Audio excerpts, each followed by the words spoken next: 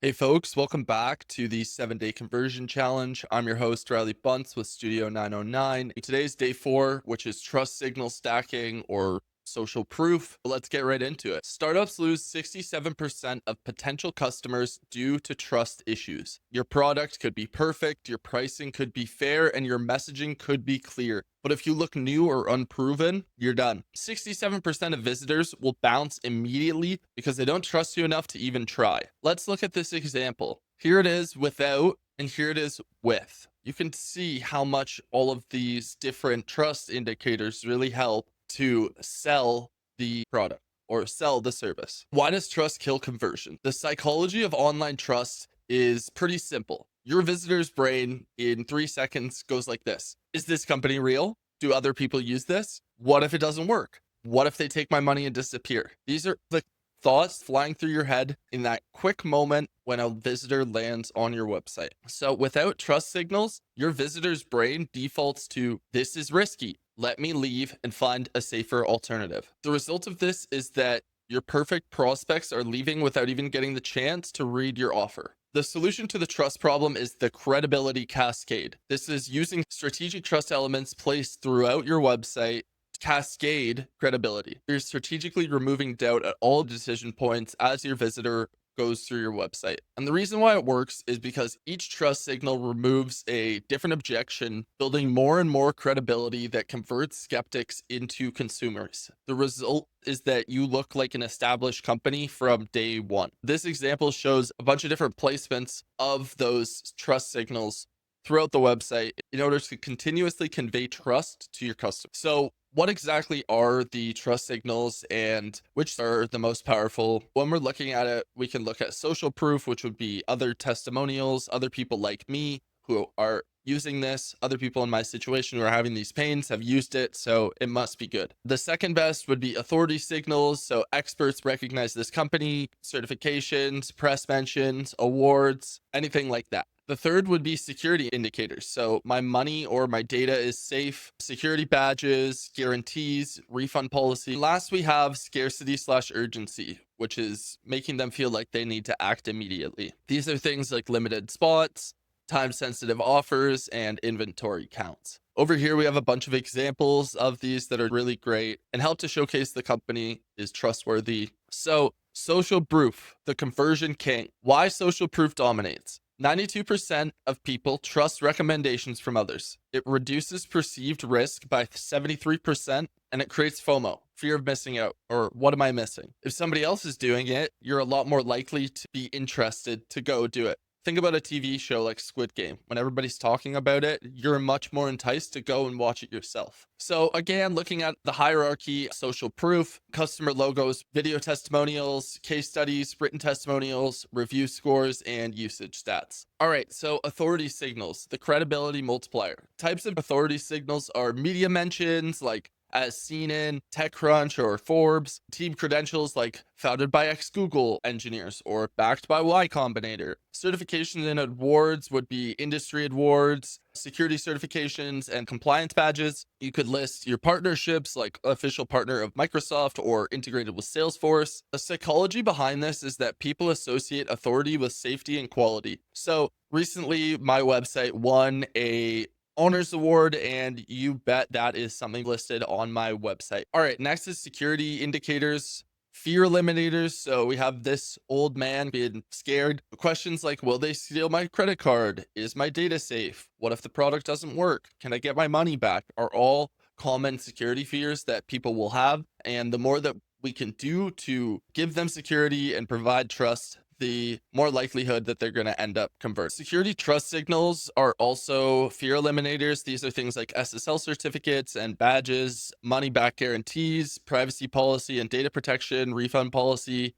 and your contact info. Scarcity and urgency act as a action trigger. And so people value things when they're more scarce or more limited. So effective signals of this would be limited spots, only 50 users accepted, time sensitive, early bird pricing ends Friday, or inventory, 3 spots left at this price. And finally, exclusivity, invite only beta program. And one thing to note is that you want to make sure that this urgency is 100% genuine. If you're lying to your customers, they're going to know, they're going to sniff it out, and they're going to leave. So make sure that you're providing factual stuff. All right, so the credibility cascade framework, pretty straightforward. We want one social proof element above the fold. Within your body, we want case studies with specific numbers. And within the footer, we want things like SSL badges or guarantees. It doesn't have to be these specific elements. It can be whatever's relevant for your business. The idea is to have it scattered throughout and to be using multiple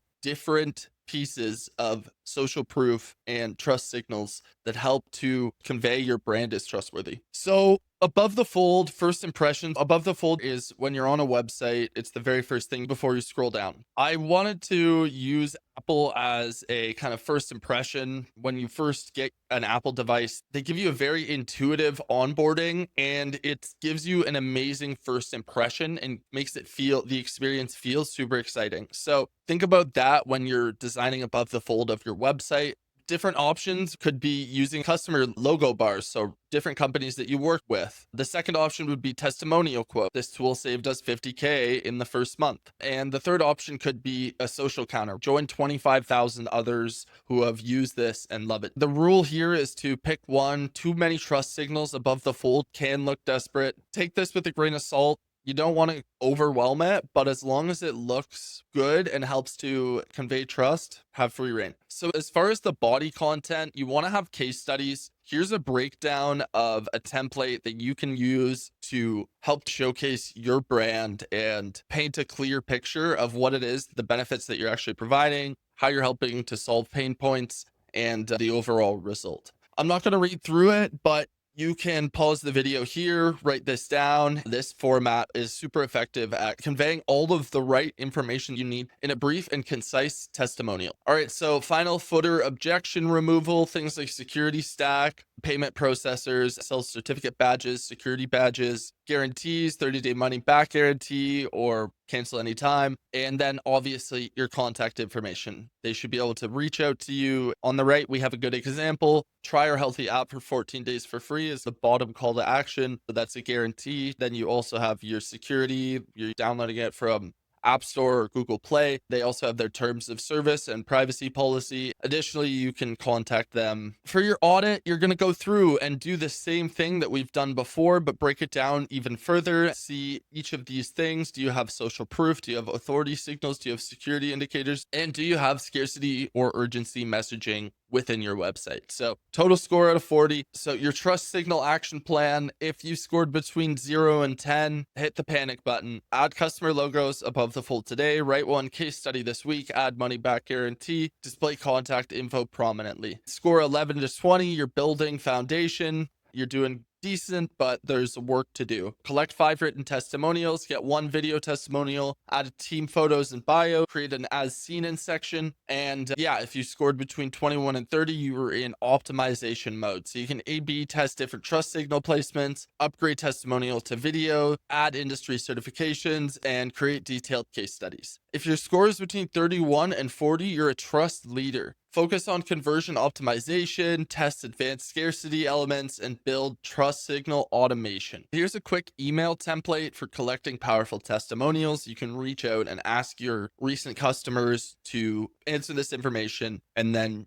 use the other slide to form their full testimonial. A follow-up is to always ask for a photo of them and permission to use their company name. And one tip for you is to ask for a Google review so it actually shows up on your platform. Send them a link straight to your Google review page and watch the money show up. Here's a few advanced hacking tactics. First, we have the name drop strategy. You could say something like this system was used by whatever company to reach whatever result. You could also do founder credibility built by the team that previously created whatever company, and inverting objections. Turn your weaknesses into strengths. We're small enough to give you personal attention that big companies can't, and specific numbers. Use an exact figure rather than thousands of customers or whatever it is. So here's a few trust signal mistakes that kill credibility: fake social proof, stock photos, made up testimonials, and fake company logos. Visitors can sense BS and trust plummets. So avoid doing that. Mistake number 2 is using too many trust signals. So overwhelming visitor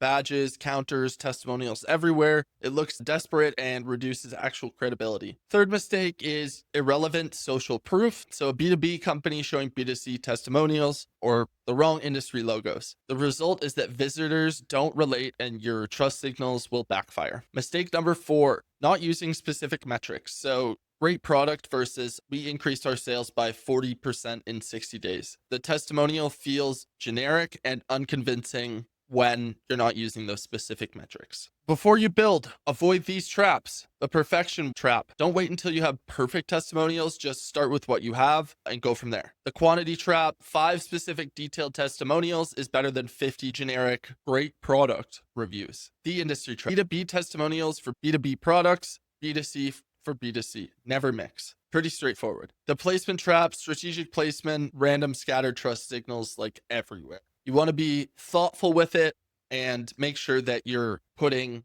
the best and make sure you're providing the right trust signals at the right points to help convey trust, but not overdoing it. Remember to be authentic. Relevant trust signals placed strategically will always outperform fake ones. Okay, so your homework for today. Before you leave, screenshot your current homepage, rate your trust signal inventory, be honest with yourself. Email 3 customers today asking for a testimonial with the format that we've provided, and add 1 trust signal above the fold today. Remember that trust is the foundation of all sales. Without it, even perfect products don't convert. Your conversion rate is waiting for you to look trustworthy. So before you get some sleep, make these changes and you're for sure on your way to increasing your conversion rate. All right, so a few common questions. What if I don't have any customer reviews yet? You can use your founder credentials, beta user feedback, or personal guarantees. Should I buy fake testimonials to get started? Never. Authentic trust will always win. Never buy fake profile reviews.